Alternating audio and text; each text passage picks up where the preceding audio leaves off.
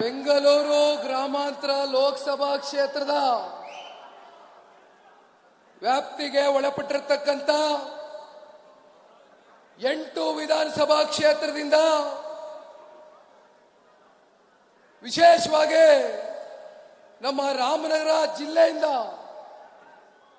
ರಾಮನಗರ ವಿಧಾನಸಭಾ ಕ್ಷೇತ್ರ ಇರಬಹುದು, ಚನ್ನಪಟ್ಟಣ ವಿಧಾನಸಭಾ ಕ್ಷೇತ್ರ ಇರಬಹುದು, ಮಾಗಡಿ ವಿಧಾನಸಭಾ ಕ್ಷೇತ್ರ ಇರಬಹುದು,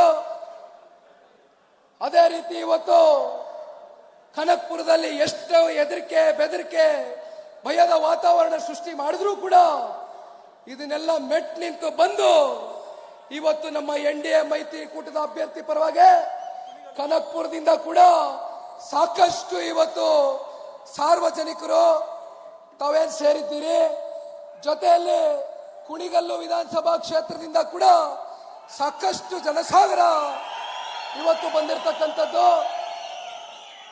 ರಾಜರಾಜೇಶ್ವರಿ ನಗರ ಇರ್ಬೋದು, ಬೆಂಗಳೂರು ಸೌತ್ ಇರ್ಬೋದು, ಆನೇಕಲ್ ಇರ್ಬೋದು, ಸರಿಸುಮಾರು 29 ಲಕ್ಷ ಮತದಾರರನ್ನ ಹೊಂದಿರತಕ್ಕಂಥ ದೊಡ್ಡ ಲೋಕಸಭಾ ಕ್ಷೇತ್ರ ಆಗಿರ್ತಕ್ಕಂಥದ್ದು ಬೆಂಗಳೂರು ಗ್ರಾಮಾಂತರ ಲೋಕಸಭಾ ಕ್ಷೇತ್ರ.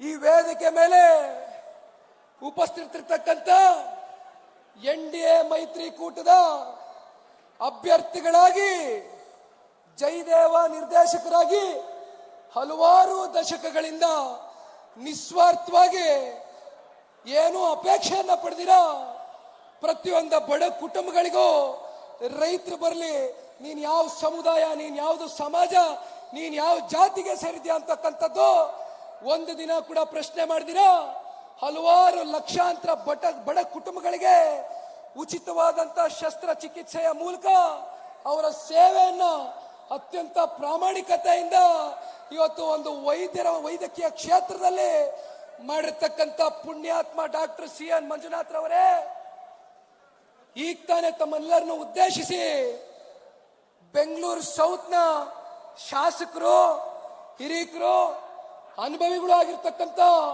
ಕೃಷ್ಣಪ್ಪಣ್ಣ ಅವರು ಮಾತನಾಡಿದ್ದಾರೆ. ಚನ್ನಪಟ್ಟಣ ವಿಧಾನಸಭಾ ಕ್ಷೇತ್ರದ ಮಾಜಿ ಶಾಸಕರು, ವಿಧಾನ ಪರಿಷತ್ನ ಸದಸ್ಯರು, ಹಿರಿಯರು ಆಗಿರ್ತಕ್ಕಂಥ CB ಯೋಗೀಶ್ವರ್ ಅವರು ಕೂಡ ನಿಮ್ಮನ್ನ ಕುರಿತು ಮಾತನಾಡಿದ್ದಾರೆ. ಜೊತೆಯಲ್ಲಿ ಇವತ್ತು RR ನಗರ ವಿಧಾನಸಭಾ ಕ್ಷೇತ್ರದ ಯೋಗೀಶ್ ಅಣ್ಣ ನಗ್ತಾರೆ ಆ ಕಡೆ, RR ನಗರ ವಿಧಾನಸಭಾ ಕ್ಷೇತ್ರದ ಶಾಸಕರು, ನನಗೆ ಅತ್ಯಂತ ಆತ್ಮೀಯರು, ನಮ್ಮ ಚಿತ್ರರಂಗದ ನಿರ್ಮಾಪಕರು, ಕುರುಕ್ಷೇತ್ರ ಸಿನಿಮಾವನ್ನ ಇಡೀ ರಾಜ್ಯಕ್ಕೆ ಅತ್ಯಂತ ಯಶಸ್ವಿಯಾದಂತ ಅಷ್ಟು ನಟರುಗಳನ್ನ ಒಂದೇ ಸಲ ರಾಮೋಜಿರಾವ್ ಸ್ಟುಡಿಯೋನಲ್ಲಿ ಹಲವಾರು ತಿಂಗಳುಗಳ ಕಾಲ ಬಹಳ ಅತಿ ಅದ್ಭುತವಾದಂತ ನಮ್ಮ ಕನ್ನಡ ಚಿತ್ರರಂಗಕ್ಕೆ ಕುರುಕ್ಷೇತ್ರ ಅಂತಕ್ಕಂಥ ಒಂದು ಚಿತ್ರವನ್ನ ನಿರ್ಮಾಣ ಮಾಡಿರ್ತಕ್ಕಂಥದ್ದು ನಮ್ಮ ಮುನಿರತ್ನ ಅವರು. ಯಾಕೆ ಮೈಕ್ ಸರಿ ಹೋಯ್ತಲ್ಲ ಈಗ. ಜೊತೆಯಲ್ಲಿ ಕುಣಿಗಲ್ನ ಇನ್ನೊಬ್ರು ಪ್ರಮುಖ ಮುಖಂಡರು, ಬಿಜೆಪಿ ಮುಖಂಡರು, ಬಹುಶಃ ಇವತ್ತು ನಮಗೆ ಹೆಚ್ಚಿನ ಒಂದು ಶಕ್ತಿ ಡಿ ನಾಗರಾಜ್ ಅಣ್ಣ ಅವರು ಹಾಗೂ ಇವತ್ತೇನು ಕೃಷ್ಣಕುಮಾರ್ ಸಾಹೇಬ್ರು, ಇವರಿಬ್ಬರು ಇವತ್ತು ಒಂದೇ ಕುಟುಂಬದ ಅಣ್ಣ ತಮ್ಮಂದ್ರು. ಬಹುಶಃ ಸಾಕಷ್ಟು ವರ್ಷಗಳಿಂದ ಏನು ಕುಣಿಗಲ್ ವಿಧಾನಸಭಾ ಕ್ಷೇತ್ರದಲ್ಲಿ ಎರಡು ಪಕ್ಷದ ಕಾರ್ಯಕರ್ತರು, ಮುಖಂಡರಲ್ಲಿ, ಮತದಾರರಲ್ಲೂ ಕೂಡ ಒಂದು ನೋವಿತ್ತು. ಬಹುಶಃ ಇವತ್ತು ನೋವಿಗೆ ದೊಡ್ಡ ಮನಸ್ಸು ಮಾಡಿ ಇಬ್ರು ಇವತ್ತು ತೆರಳಿತಕ್ಕಂತ ಒಂದು ಕೆಲಸವನ್ನ ಮಾಡಿದ್ದಾರೆ. ಇವತ್ತು ತಮಗೂ ಕೂಡ ಈ ಸಂದರ್ಭದಲ್ಲಿ ಧನ್ಯವಾದಗಳನ್ನ ತಿಳಿಸ್ಲಿಕ್ಕೆ ಬಯಸ್ತೇನೆ. ಕಳೆದ ಭಾರತೀಯ ಜನತಾ ಪಾರ್ಟಿಯ ಸರ್ಕಾರದ ಸಂದರ್ಭದಲ್ಲಿ ಉಪಮುಖ್ಯಮಂತ್ರಿಗಳಾಗಿ ರಾಜ್ಯದ ಸೇವೆಯನ್ನ ಮಾಡಿರ್ತಕ್ಕಂಥ ಮತ್ತೊಬ್ಬರು ಹಿರೀಕರು, ಅನುಭವಿಗಳು, ನನಗೆ ಅತ್ಯಂತ ಆತ್ಮೀಯರು ಆಗಿರ್ತಕ್ಕಂಥ ನಮ್ಮ ಮಾರ್ಗದರ್ಶಕರು ಆಗಿರ್ತಕ್ಕಂಥ ಡಾಕ್ಟರ್ CN ಅಶ್ವಥ್ ನಾರಾಯಣ ಅಣ್ಣ ಅವರೇ. ಬಹುಶಃ ಸಾಕಷ್ಟು ಜನ ತಾವೆಲ್ಲ ಇವತ್ತು ಎರಡೂ ಪಕ್ಷದ ಹಿರಿಯ ಪ್ರಮುಖ ಮುಖಂಡರುಗಳು ಈ ವೇದಿಕೆ ಮೇಲೆ ತಾವೆಲ್ಲರೂ ಕುಳಿತಿದ್ದೀರಿ. ದಯಮಾಡಿ ಯಾರು ಕೂಡ ಅನ್ಯತಾ ಭಾವಿಸಬಾರದು. ಸಮಯದ ಒಂದು ಒತ್ತಡದ ಹಿನ್ನೆಲೆಯಲ್ಲಿ ನಿಮ್ಮ ನೆಚ್ಚಿನ 2 ಬಾರಿ ಈ ರಾಜ್ಯದ ಮುಖ್ಯಮಂತ್ರಿಗಳಾಗಲಿ ಮಾಡಲಿಕ್ಕೆ ರಾಮನಗರ ಜಿಲ್ಲೆ, ವಿಶೇಷವಾಗಿ ರಾಮನಗರ ವಿಧಾನಸಭಾ ಕ್ಷೇತ್ರದಿಂದ 4 ಬಾರಿ ಶಾಸಕರಾಗಿ ಆಯ್ಕೆ ಮಾಡಿ ರಾಮನಗರ ಮತ್ತೆ ಚನ್ನಪಟ್ಟಣದಿಂದ 2ನೇ ಬಾರಿ 2018ರಲ್ಲಿ ಅಕ್ಕಪಕ್ಕ ಕ್ಷೇತ್ರಗಳಲ್ಲಿ ನಿಮ್ಮ ರೈತರ ಮಗ, ನೀವು ಬೆಳೆಸಿರ್ತಕ್ಕಂಥ ಮನೆ ಮಗ, ನಮ್ಮ ಪಕ್ಷದ ವರಿಷ್ಠರು, ರಾಷ್ಟ್ರೀಯ ಅಧ್ಯಕ್ಷರು, ಮಾಜಿ ಪ್ರಧಾನಮಂತ್ರಿಗಳು ಆಗಿರ್ತಕ್ಕಂಥ ದೇವೇಗೌಡರು ಸಾಹೇಬರ ಸುಪುತ್ರರು ಆಗಿರ್ತಕ್ಕಂಥ ಪೂಜ್ಯ ತಂದೆಯವರಾಗಿರ್ತಕ್ಕಂಥ ಮಾನ್ಯ ಕುಮಾರಣ್ಣ ಅವ್ರನ್ನ ಈ ಜಿಲ್ಲೆಯ ಜನ ನಮ್ಗೆ ರಾಜಕೀಯವಾಗಿ ಒಂದು ಜನ್ಮವನ್ನ ಕೊಟ್ಟಿರ್ತಕ್ಕಂಥದ್ದು. ಬಹುಶಃ ನಮ್ಮ ಕೊನೆಯ ಉಸಿರಿನವರೆಗೂ ನಾವು ನಿಮ್ ಯಾರನ್ನೂ ಮರಿಲಿಕ್ಕೆ ಸಾಧ್ಯ ಇಲ್ಲಣ್ಣ. ತಂದೆ ಅವ್ರು ಯಾವಾಗ್ಲೂ ಹೇಳ್ತಾ ಇರ್ತಾರೆ, ನಾನು ಅವಾಗ ಹುಟ್ಟಿರ್ಲಿಲ್ಲ, ಇನ್ನು 85ನೇ ಇಸ್ವಿನಲ್ಲಿ ಕುಮಾರಣ್ಣ ಅವರು ಸಿನಿಮಾನಲ್ಲಿ ಹಂಚಿಕೆದಾರರಾಗಿ ಏನು ಕೆಲಸವನ್ನ ಮಾಡಿದ್ರು. ಆ ಸಿನಿಮಾದಲ್ಲಿ ಬಂದಂತ ಒಂದು ದುಡಿಮೆಯಲ್ಲಿ ಬಿಡದಿಯ ಕೇತಕನಹಳ್ಳಿ ಜಮೀನಲ್ಲಿ ಆ ಜಮೀನನ್ನ ಖರೀದಿ ಮಾಡಿದಂಥದ್ದು. ಇವತ್ತು ಕುಮಾರಣ್ಣ ಅವರು ಏನ್ ದೇವೇಗೌಡರು ಸಾಹೇಬರನ್ನ 94ರಲ್ಲಿ ಇವತ್ತು ನಾನು ನೆನೆಸ್ಕೊಳ್ಬೇಕಾಗ್ತದೆ. ನಾನು 8 ವರ್ಷದ ಹುಡುಗ, 6 ವರ್ಷದ ಹುಡುಗ. ನಮ್ಮ ತಂದೆ ಅವರು ಹೇಳಿದ್ದಾರೆ ಅನೇಕ ಬಾರಿ, ಇತಿಹಾಸವನ್ನ ನನಗೆ ಪದೇ ಪದೇ ಹೇಳಿದ್ದಾರೆ, ನಾವು ಮರಿಲಿಕ್ಕೆ ಸಾಧ್ಯ ಇಲ್ಲ. ರಾಮನಗರ ಜಿಲ್ಲೆ ಜನತೆ, ರಾಮನಗರ ವಿಧಾನಸಭಾ ಕ್ಷೇತ್ರ ತಂದೆ ತಾಯಂದ್ರುಗಳು ದೇವೇಗೌಡರು ಸಾಹೇಬರನ್ನ ಏನು ಹಾಸನ ಜಿಲ್ಲೆಯ ಹರದನಹಳ್ಳಿಯ ಒಂದು ಗ್ರಾಮದಲ್ಲಿ ಜನಿಸಿದಂತ ದೇವೇಗೌಡರು ಸಾಹೇಬರನ್ನ ರಾಮನಗರದಲ್ಲಿ ಕರ್ಕೊಂಡ್ಬಂದು ನಿಲ್ಸು. ಅವತ್ತು ಕುಮಾರಣ್ಣ ಅವರ ಒಂದು ಮುಂದಾಳತ್ವದಲ್ಲಿ ಕುಮಾರಣ್ಣ ಅವರು ಹಿಂದೆ ನಿಂತು ಒಬ್ಬ ಕಾರ್ಯಕರ್ತನಾಗಿ ದೇವೇಗೌಡರ ಒಂದು ಗೆಲುವಿಗೆ ಇವತ್ತು ಇಲ್ಲಿ ಸೇರಿರ್ತಕ್ಕಂಥ ಎಲ್ಲ ನಮ್ಮ ಪುಣ್ಯಾತ್ಮ ತಂದೆ ತಾಯಂದ್ರ ಒಂದು ಆಶೀರ್ವಾದದಿಂದ ಪ್ರಪ್ರಥಮವಾಗಿ ದೇವೇಗೌಡರು ಸಾಹೇಬರು ಈ ರಾಜ್ಯದಲ್ಲಿ ಮುಖ್ಯಮಂತ್ರಿ ಮಾಡಿದಂಥದ್ದು ಇದೇ ರಾಮನಗರ ಜಿಲ್ಲೆಯ ಜನ ಅಂತಕ್ಕಂಥದ್ದು ನಾವು ಮರಿಲಿಕ್ಕೆ ಸಾಧ್ಯ ಇಲ್ಲಣ್ಣ, ನಾವು ಮರಿಲಿಕ್ಕೆ ಸಾಧ್ಯ ಇಲ್ಲ. ಈ ಭಾಗದಲ್ಲಿ ನಮಗೆ ಸಿಕ್ಕಿರ್ತಕ್ಕಂಥ ಒಂದು ಪ್ರೀತಿ, ನೀವು ತೋರಿಸ್ತಕ್ಕಂಥ ಒಂದು ವಿಶ್ವಾಸ, ನಮ್ಮ ತಂದೆಯವರು ಯಾವಾಗಲೂ ಹೇಳ್ತಾ ಇರ್ತಾರೆ, ನೀವೆಲ್ಲ ನಮ್ಮ ತಂದೆಯವ್ರನ್ನ ನೋಡಿದ್ದೀರಿ, ಬಹಳ ಹತ್ತಿರದಿಂದ ಗಮನಿಸಿದ್ದೀರಿ. ನಮ್ಮ ತಂದೆಯವರು ಎಂದು ಕೂಡ ದುಡ್ಡು ಮಾಡಬೇಕು ಅಂತಕ್ಕಂಥದ್ದು ಹೋಗ್ಲಿಲ್ಲ. ಆದ್ರೆ ನಮ್ಮ ತಂದೆಯವರು ಸಂಪಾದನೆ ಮಾಡಿರ್ತಕ್ಕಂಥ ಆಸ್ತಿ ಇದ್ರೆ ಅದು ರಾಮನಗರ ಜಿಲ್ಲೆಯ ಜನತೆಯ ಒಂದು ಪ್ರೀತಿ ಅಂತಕ್ಕಂಥದ್ದನ್ನ ಈ ಸಂದರ್ಭದಲ್ಲಿ ನಾನು ಹೇಳ್ಬೇಕಾಗ್ತದಣ್ಣ, ಹೇಳ್ಬೇಕಾಗ್ತದೆ. ದಯಮಾಡಿ ನಾನು ಒಂದು ಮನವಿಯನ್ನ ಈ ವೇದಿಕೆ ಮೂಲಕವಾಗಿ ತಮಗೆ ಮಾಡಲಿಕ್ಕೆ ಬಯಸ್ತೇನೆ. ನಮ್ಮ ಪಕ್ಷದ ಒಬ್ಬ ಯುವ ಕಾರ್ಯಕರ್ತನಾಗಿ ಏನು ಕಳೆದ 15 ದಿನದಿಂದ ಒಂದು ಅನಿರೀಕ್ಷಿತವಾದಂತ ರಾಜಕಾರಣದ ಒಂದಷ್ಟು ಬೆಳವಣಿಗೆಗಳು ನಡೆದಿದೆ. 3 ತಿಂಗಳುಗಳ ಕಾಲ ಸತತವಾಗಿ ನಮ್ಮ ಪಕ್ಷದ ವರಿಷ್ಠರು ನನ್ನ ಹೆಗಲ ಮೇಲೆ ಒಂದು ಜವಾಬ್ದಾರಿಯನ್ನ ವಹಿಸಿದ್ರು. ಜೆಪಿ ಭವನದಲ್ಲಿ ಇರ್ತಕ್ಕಂಥ ಪಕ್ಷದ ಕಚೇರಿಯಲ್ಲಿ ನಮ್ಮ ಮಂಡ್ಯ ಜಿಲ್ಲೆಯ 8 ಜನ ಕ್ಯಾಂಡಿಡೇಟ್ಗಳ ಒಟ್ಟಿಗೆ ಪ್ರಮುಖ ಮುಖಂಡರ ಕಾರ್ಯಕರ್ತರ ಒಂದು ಸಭೆಯನ್ನ ಮಾಡಿದೆ. ಆ ಸಭೆಯನ್ನ ಮಾಡಿದಂತ ಸಂದರ್ಭದಲ್ಲಿ ಪಕ್ಷದ ವರಿಷ್ಠರು ಒಂದು ಮಾತನ್ನ ಹೇಳಿದ್ರು, ನೋಡಪ್ಪ, ಈ ಬಾರಿ ಮಂಡ್ಯದಲ್ಲಿ ಯಾರಿಗಾದ್ರೂ ಸ್ಥಳೀಯ ನಾಯಕತ್ವಕ್ಕೆ ಅವಕಾಶ ಮಾಡಿಕೊಡ್ಬೇಕು. ಬಹಳ ಜನ ನಮ್ಮ ಮಂಡ್ಯ ಜಿಲ್ಲೆಯ ಕಾರ್ಯಕರ್ತರ ಒಂದು ದುಡಿಮೆಯಿಂದ, ಶ್ರಮದಿಂದ ಸಾಕಷ್ಟು ಜನ ಇವತ್ತು ಮಂಡ್ಯದಲ್ಲಿ ಸಮರ್ಥವಾಗಿ ಬೆಳೆದಿರ್ತಕ್ಕಂಥ ನಾಯಕರುಗಳಿದ್ದಾರೆ. ಸ್ಥಳೀಯವಾಗಿರ್ತಕ್ಕಂಥ ನಾಯಕರಿಗೆ ಅವಕಾಶ ಮಾಡಿಕೊಡ್ಬೇಕು ಅಂತಕ್ಕಂಥದ್ದು ಈ ಪಕ್ಷ ತೀರ್ಮಾನ ಮಾಡಿತ್ತು. ಪಕ್ಷದ ವರಿಷ್ಠರು ಕೂಡ ಅದೇ ಒಂದು ಮನಸ್ಥಿತಿಯನ್ನ ಹೊಂದಿದ್ರು. ಆದ್ರೆ 20 ದಿನದಿಂದ ನಡೆದಂತ ಮಂಡ್ಯ ಜಿಲ್ಲೆನಲ್ಲಿ ಜನತಾದಳ ಪಕ್ಷದ ಡಿಸ್ಟ್ರಿಕ್ಟ್ ಲೆವೆಲ್ ಕಾರ್ಯಕರ್ತರು ಪ್ರಮುಖ ಮುಖಂಡರ ಸಭೆಯಲ್ಲಿ ಕುಮಾರಣ್ಣ ಅವರು ಒಂದು 3 ಜನ ಆಕಾಂಕ್ಷಿತರು ನನ್ನ ಹತ್ರ ಒಂದು ವಿಷಯವನ್ನೇ ತಿಳಿಸಿದ್ರು. ಅದನ್ನ ಪಕ್ಷದ ವರಿಷ್ಠರ ಗಮನಕ್ಕೆ ತಿಳಿಸಿದ್ದೆ. ಅವರ 3 ಜನದಲ್ಲಿ ಯಾರಾದ್ರೂ ಒಬ್ಬರನ್ನ ಫೈನಲ್ ಮಾಡಬೇಕು, ಕಾರ್ಯಕರ್ತರನ್ನ ಕೇಳಿ ಅಂತಕ್ಕಂಥ ಉದ್ದೇಶದಿಂದ ನಾವು ತೆರಳದಂತ ಸಂದರ್ಭದಲ್ಲಿ ಬಹುಶಃ ನಮ್ದು ಮಾಧ್ಯಮದ ಸ್ನೇಹಿತರು ಕೂಡ ಇಲ್ಲೇ ಇದ್ದಾರೆ. ಮಾಧ್ಯಮದಲ್ಲಿ ಸಂಪೂರ್ಣವಾಗಿ ಅವತ್ತು ಏನು ವರ್ಕರ್ಸ್ ಮೀಟಿಂಗ್ ಆಯೋಜನೆ ಮಾಡ್ಕೊಂಡಿದ್ವು, ಜಿಲ್ಲಾ ಮಟ್ಟದ ವರ್ಕರ್ಸ್ ಮೀಟಿಂಗ್ ನಲ್ಲಿ ಯಾವ ರೀತಿ ಕೂಗು ಕೇಳಬಂತು ಅಂತಕ್ಕಂಥದ್ದು ತಾವೆಲ್ಲ ಗಮನಿಸಿದೀರಾ ಅಂತ ಅನ್ಕೊಂಡಿದ್ದೇನಣ್ಣ. ಬಹುಶಃ 2019 ಲೋಕಸಭಾ ಚುನಾವಣೆಯಲ್ಲಿ ನಾನು ಅವತ್ತು ಇನ್ನೂ ಏನು ಅರಿಯದ ಯುವಕ, ನನಗೆ ರಾಜಕಾರಣದ ಅನುಭವದ ಕೊರತೆ ಇತ್ತು. ಆದರೆ 18ರಲ್ಲಿ ಏನು 7ಕ್ಕೆ 7 ಕ್ಷೇತ್ರ ಮಂಡ್ಯ ಜಿಲ್ಲೆಯ ತಂದೆ ತಾಯಂದ್ರು ಆಶೀರ್ವಾದ ಮಾಡಿ ಕುಮಾರಣ್ಣ ಅವರು ಈ ರಾಜ್ಯದ ಮುಖ್ಯಮಂತ್ರಿಗಳಾದ್ರೆ ರೈತರ ಸಾಲವನ್ನು ಸಂಪೂರ್ಣ ಮನ್ನಾ ಮಾಡ್ತೇನೆ ಅಂತಕ್ಕಂಥ ಮಾತನ್ನು ಕೊಟ್ಟಿದ್ದಾರೆ. ರೈತರ ಪರವಾಗಿ ಇರ್ತಕ್ಕಂಥ ನಾಯಕನ, ರೈತರ ಪರವಾಗಿ ಇರ್ತಕ್ಕಂಥ ಬದ್ಧತೆ, ಒಂದು ಕಾಳಜಿ ಇರ್ತಕ್ಕಂಥ ನಾಯಕನ ಈ ಬಾರಿ ನಾವು ರಾಜ್ಯದ ಮುಖ್ಯಮಂತ್ರಿಗಳಾಗಿ ಮಾಡಬೇಕು ಅಂತ ಒಂದ್ ಕಡೆ 7ಕ್ಕೆ 7 ಮಂಡ್ಯದಲ್ಲಿ ಜೈಬೀರಿ ಬಾರಿಸಿದ್ರೆ, ಅದೇ ರಾಮನಗರದಲ್ಲಿ 4ರಲ್ಲಿ 3 ಕ್ಷೇತ್ರಗಳಲ್ಲಿ ತಾವೆಲ್ಲ ತಂದೆ ತಾಯಂದ್ರುಗಳು ಕುಮಾರಣ್ಣನ ಮುಖ್ಯಮಂತ್ರಿ ಆಗ್ಲೇಬೇಕು, ರೈತರುಗಳಿಗೆ ಅನುಕೂಲ ಆಗ್ತಕ್ಕಂಥದ್ದು ನಿಟ್ಟಿನಲ್ಲಿ ತಾವೆಲ್ಲರೂ ಏನೋ ತೀರ್ಮಾನವನ್ನು ತಗೊಂಡ್ರಿ. ಬಹಳ ಜನ ಅವತ್ತು ನಮ್ಮ ಪಕ್ಷದ ಕಾರ್ಯಕರ್ತರಿರ್ಬೋದು, ಮುಖಂಡರುಗಳಿರ್ಬೋದು, ನಮ್ಮ ಶಾಸಕ ಮಿತ್ರರಿರ್ಬೋದು, ಕುಮಾರಣ್ಣ ಅವರು ಈ ರಾಜ್ಯದ ಮುಖ್ಯಮಂತ್ರಿ ಇದ್ದಾರೆ.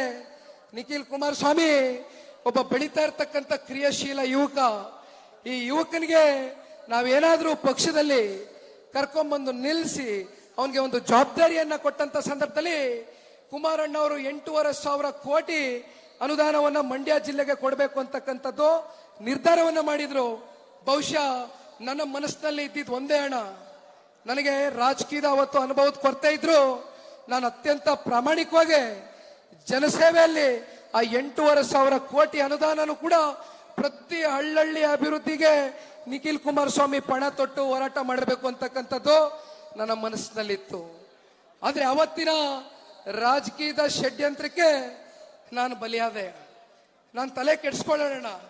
ನನಗೆ ಅತ್ಯಂತ ನೋವಾಗ್ತಕ್ಕಂಥ ವಿಚಾರ, ರಾಮನಗರದಲ್ಲಿ ನಾನು ಎಂದೂ ಕೂಡ ನಮ್ಮ ತಂದೆಯವರ ಹೆಸರಲ್ಲಿ ಸಾಕಷ್ಟು ಜನ ಶಾಸಕರಾಗಿ ಹೊರಹೊಮ್ಮಿದ್ದಾರೆ.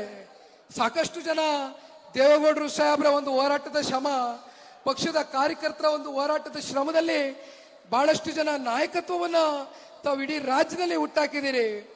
ಬಹಳಷ್ಟು ಜನ ಇವತ್ತು ಪ್ರಶ್ನೆ ಮಾಡ್ತಾರೆ, ಪಕ್ಷಾತೀತವಾಗಿ ಕೇಳ್ತಾರೆ.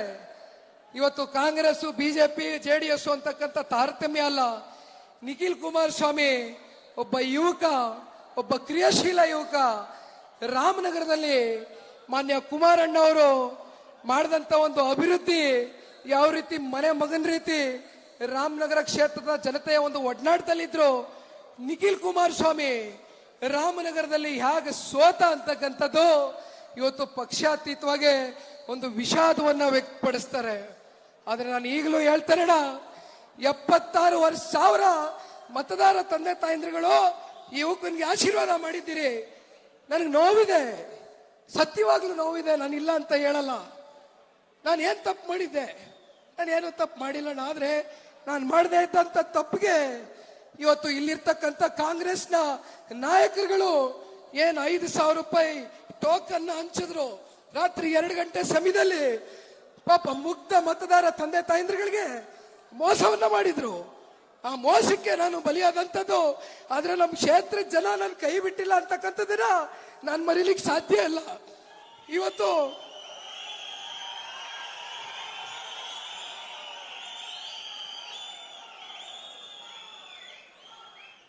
ಮಂಡ್ಯದಲ್ಲಿ ಕಳೆದ 19ರ ನನ್ನ ಸೋಲಿನ ಬಗ್ಗೆ ನಮ್ಮ ಪಕ್ಷದ ಕಾರ್ಯಕರ್ತರು ಅತ್ಯಂತ ನೋವನ್ನ ಪಟ್ಕೊಂಡು ಈ ಸೋಲಿಗೆ ಉತ್ತರವನ್ನ ಕೊಡಬೇಕು ಅಂತಕ್ಕಂಥದ್ದಾದ್ರೆ ನಿಖಿಲ್ ಕುಮಾರಸ್ವಾಮಿ ಅವರೇ ಮತ್ತೆ ಬಂದು ಸ್ಪರ್ಧೆ ಮಾಡಬೇಕು ಅಂತಕ್ಕಂಥ ಒತ್ತಡ ಇದ್ರೂ ಕೂಡ ನಾನು ಒಂದೇ ಮಾತು ನಮ್ಮ ಕಾರ್ಯಕರ್ತರಿಗೆ ಹೇಳಿದೆ, ಅಣ್ಣ ನನ್ನ ಜವಾಬ್ದಾರಿ ಇವತ್ತು ದೇವೇಗೌಡರು ಸಾಹೇಬ್ರು ಹೋರಾಟದ ಹಿನ್ನೆಲೆಯಲ್ಲಿ ಈ ಪ್ರಾದೇಶಿಕ ಪಕ್ಷವನ್ನ ಲಕ್ಷಾಂತರ ಕಾರ್ಯಕರ್ತರ ಶ್ರಮದಿಂದ ಇವತ್ತು ಈ ಪಕ್ಷವನ್ನ ಏನ್ ಕಟ್ಟು ಬೆಳೆಸಿದ್ದಾರೆ, ನಿಸ್ವಾರ್ಥವಾಗಿ ಈ ಪಕ್ಷದ ಕಾರ್ಯಕರ್ತನಾಗಿ ಈ ಪ್ರಾದೇಶಿಕ ಪಕ್ಷವನ್ನ ಉಳಿಸ್ತಕ್ಕಂಥ ಕೆಲಸ ಒಬ್ಬ ಯುವ ಕಾರ್ಯಕರ್ತನಾಗಿ ನಿಖಿಲ್ ಕುಮಾರಸ್ವಾಮಿ ಮಾಡ್ತಾರೆ.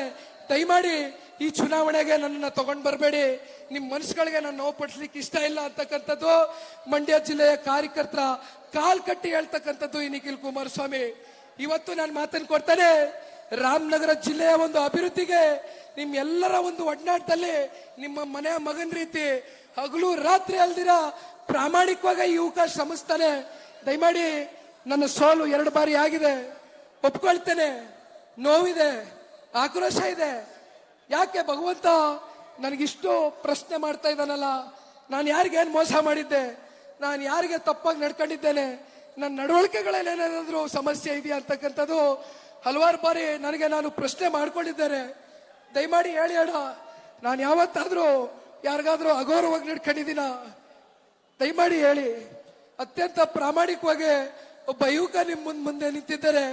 ಆದ್ರೆ ನಾನು ಬಹಳ ಸ್ಪಷ್ಟವಾಗಿ ಹೇಳ್ತಾ ಇದ್ದೇನೆ, ನಾನೇನಾದ್ರೂ ಚುನಾವಣೆಯಲ್ಲಿ ಸ್ಪರ್ಧೆ ಮಾಡ್ತೇನೆ ಅಂತಕ್ಕಂಥದ್ದಾದ್ರೆ ರಾಮನಗರ ಜಿಲ್ಲೆ ಬಿಟ್ಟು ನಾನು ಎಲ್ಲೂ ಹೋಗೋದಿಲ್ಲ ಅಂತಕ್ಕಂಥದ್ದು ಇವತ್ತು ಬಹಳ ಸ್ಪಷ್ಟವಾಗಿ ಈ ಸಂದರ್ಭದಲ್ಲಿ ತಿಳಿಸ್ಲಿಕ್ಕೆ ಬಯಸ್ತೇನೆ.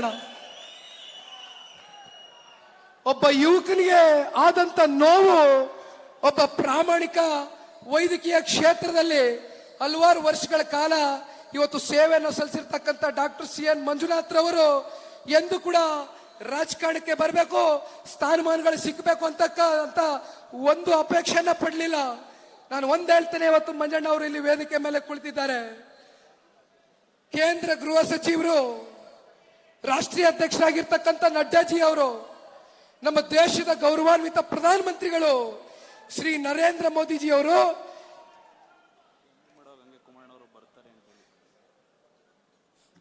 ಒಂದು ದಿನ ನಮ್ಮ JP ನಗರದ ನಿವಾಸದಲ್ಲಿ ಇದ್ದಂತ ಸಂದರ್ಭದಲ್ಲಿ ಒಂದು ಕರೆ ಬಂತು.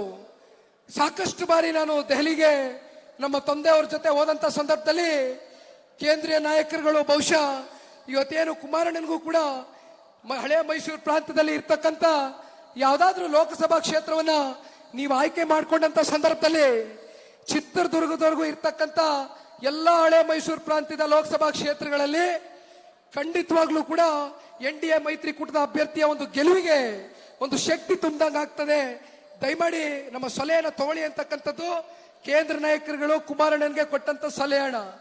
ಅದೇ ರೀತಿ ಇವತ್ತು ಡಾಕ್ಟರ್ CN ಮಂಜುನಾಥ್ ರವರ ಬಗ್ಗೆ ಏನ್ ಕೇಂದ್ರದ ಗೃಹ ಸಚಿವರು ಫೋನ್ ಮಾಡಿ ಒಂದೇ ಪ್ರಶ್ನೆ ಕೇಳಿದ್ರು ತಂದೆಯವರಿಗೆ. ದಯಮಾಡಿ ಡಾಕ್ಟರ್ CN ಮಂಜುನಾಥ್ ರವರು ವೈದ್ಯಕೀಯ ಕ್ಷೇತ್ರದಲ್ಲಿ ಅತ್ಯಂತ ಉನ್ನತ ಸ್ಥಾನದಲ್ಲಿ ಇವತ್ತು ಇರ್ತಕ್ಕಂಥದ್ದು. ಇಡೀ ರಾಜ್ಯದಲ್ಲಿ ಪ್ರತಿ ಹಳ್ಳಿಯಲ್ಲೂ ಕೂಡ ಇವತ್ತು ಡಾಕ್ಟರ್ CN ಮಂಜುನಾಥ್ ರವರು ಅವರ ಕಾರ್ಯವೈಖರಿ ಏನು ಅಂತಕ್ಕಂಥದ್ದು ನಾವೇನ್ ಪರಿಚಯ ಮಾಡ್ಕೊಡ್ಬೇಕಾಗಿಲ್ಲ, ಎಲ್ರಿಗೂ ಪರಿಚಿತರಾಗಿರ್ತಕ್ಕಂಥ ವ್ಯಕ್ತಿ ಅಂತಕ್ಕಂಥ ಹಿನ್ನೆಲೆಯಲ್ಲಿ ಇವತ್ತು ಇಲ್ಲಿರ್ತಕ್ಕಂಥ ಕಾಂಗ್ರೆಸ್ನ ಸಂಸದರೇನಿದ್ದಾರೆ, ಇಲ್ಲಿರ್ತಕ್ಕಂಥ ಕಾಂಗ್ರೆಸ್ನ ಸಂಸದರು ಇವತ್ತು ಎಲ್ಲರೂ ಹೇಳ್ತಾ ಇದ್ರು, ನಾನು ಯಾರ ಬಗ್ಗೆ ಏನು ಅಗೌರವಾಗಿ ಮಾತಾಡೋದಿಲ್ಲ, ಆದ್ರೆ ಒಂದು ನಾನು ಮುಕ್ತಾಯ ಮಾಡಿದ್ಮೇಲೆ ಚರ್ಚೆ ಮಾಡ್ತೇನೆ. ಡಾಕ್ಟರ್ CN ಮಂಜಣ್ಣ ಅವರೇ ಏನಾದ್ರೂ ಬೆಂಗಳೂರು ಗ್ರಾಮಾಂತರ ಲೋಕಸಭಾ ಕ್ಷೇತ್ರಕ್ಕೆ ಅಭ್ಯರ್ಥಿಗಳಾಗಿ ತಾವು ಪಕ್ಷದ ವರಿಷ್ಠರಿಗೆ ಮನವನ್ನ ಒಲಿಸ್ಲಿಕ್ಕೆ ಸಾಧ್ಯವಾ ಕುಮಾರಸ್ವಾಮಿ ಅವರೇ ಅಂತಕ್ಕಂಥ ಪ್ರಶ್ನೆಯನ್ನ ಕೇಂದ್ರದ ಗೃಹ ಸಚಿವರು ಮಾಡಿದಂತ ಸಂದರ್ಭದಲ್ಲಿ ಕುಮಾರಣ್ಣ ಅವರು ಹೋಗಿ, ಬಹುಶಃ ನಮ್ಮ ಅತ್ತೆ ಅವರು ಅನ್ಸೂಯತ್ತೆ ಕೂಡ ಇವತ್ತು ಇಲ್ಲಿದ್ದಾರೆ, ನಮ್ಮ ಶೈಲತ್ತೆ ಅವರು ಕೂಡ ಇವತ್ತು ಈ ವೇದಿಕೆ ಮೇಲೆ ಇದ್ದಾರೆ, ಅವ್ರ ಜೊತೆ ಎಲ್ಲ ಕುಟುಂಬದ ಸದಸ್ಯರು ಹಲವಾರು ಗಂಟೆಗಳ ಕಾಲ ಸಮಾಲೋಚನೆಯನ್ನ ನಡೆಸಿ ಇವತ್ತು ಏನ್ ತೀರ್ಮಾನ ತಗೊಂಡಿದ್ದಾರೆ. ಇವತ್ತು ನಾನು ಒಂದು ಮಾತು ಬಹಳ ಸ್ಪಷ್ಟವಾಗಿ ಹೇಳ್ತೇನೆ, ಮಂಜಣ್ಣ ಅವರು ರಾಜಕಾರಣನ ಹುಡ್ಕೊಂಡು ಹೋಗಿರ್ತಕ್ಕಂಥದ್ದಲ್ಲ, ರಾಜಕಾರಣನೇ ಇವತ್ತು ಮಂಜಣ್ಣನ ಹುಡ್ಕೊಂಡು ಮನೆ ಬಾಗಿಲಿಗೆ ಬಂದಿರತಕ್ಕಂಥದ್ದು. ದಯಮಾಡಿ ಇವತ್ತು ಒಬ್ಬ ಯುವಕ ಯಾವ ರೀತಿ ಬಲಿಯಾದ, ಪ್ರತಿ ಚುನಾವಣೆ ಸಂದರ್ಭದಲ್ಲೂ ಕಾಂಗ್ರೆಸ್ನ ಸಂಸ್ಕೃತಿ ತವಾ ಕೊಡ್ತಕ್ಕಂಥದ್ದು, ಕುಕ್ಕರ್ಗಳನ್ನ ಹಚ್ತಕ್ಕಂಥದ್ದು, ಸೀರೆಗಳನ್ನ ಕೊಡ್ತಕ್ಕಂಥದ್ದು, ಈ ರೀತಿಯಾದಂತ ಸಂಸ್ಕೃತಿ ಇವತ್ತು ರಾಮನಗರ ಜಿಲ್ಲೆನಲ್ಲಿ ಇರ್ತಕ್ಕಂಥ ಈ ಕಾಂಗ್ರೆಸ್ನ ನಾಯಕರುಗಳು ಮತ್ತೆ ಈ ಚುನಾವಣೆ ಸಂದರ್ಭದಲ್ಲಿ ಪ್ರಾರಂಭ ಮಾಡಿರ್ತಕ್ಕಂಥದ್ದು. ಮಾಧ್ಯಮದ ಸ್ನೇಹಿತರು ಇಲ್ಲಿ ಇದೀರಿ, ನಾನೇ ಬಂದೆ ಪ್ರೆಸ್ ಮೀಟ್ ಮಾಡಿದೆ. ನಮ್ಮ ಜನತಾದಳ ಪಕ್ಷ ಹಾಗೂ ಭಾರತೀಯ ಜನತಾ ಪಾರ್ಟಿಯ ಕಾರ್ಯಕರ್ತರುಗಳು ಇವತ್ತು ಚುನಾವಣಾ ಆಯೋಗದ ರೀತಿ ಇವತ್ತು ಪೊಲೀಸ್ ಅಧಿಕಾರಿಗಳಿರ್ಬೋದು, ಚುನಾವಣಾ ಆಯೋಗ ಇರ್ಬೋದು, ಜಿಲ್ಲಾಡಳಿತ ಇರ್ಬೋದು, ಸಂಪೂರ್ಣವಾಗಿ ಭಯದ ವಾತಾವರಣದಲ್ಲಿ ಇವತ್ತು ಇಲ್ಲಿರ್ತಕ್ಕಂಥ ಕಾಂಗ್ರೆಸ್ನ ನಾಯಕರುಗಳು ಈ ವಾತಾವರಣವನ್ನ ಸೃಷ್ಟಿ ಮಾಡಿರ್ತಕ್ಕಂಥದ್ದು. ದಯಮಾಡಿ ಇದಕ್ಕೆಲ್ಲ ಇವತ್ತು ನಾವು ತಕ್ಕವಾದಂತ ಉತ್ತರ ಕೊಡಬೇಕು ಅಂತಕ್ಕಂಥದ್ದಾದ್ರೆ ಇವತ್ತು ನಮ್ಮ ಕಣ್ಣು ಮುಂದೆ ಬಂದು ಇವತ್ತು ಮಂಜಣ್ಣ ಅವರು ಸ್ಪರ್ಧೆ ಮಾಡಿದ್ದಾರೆ. ಇಲ್ಲಿರ್ತಕ್ಕಂಥ ಸಂಸದರಿಗೆ ಕೊನೆಯದಾಗೆ ನಾನು ಒಂದು ಮಾತನ್ನು ಹೇಳ್ತೇನೆ,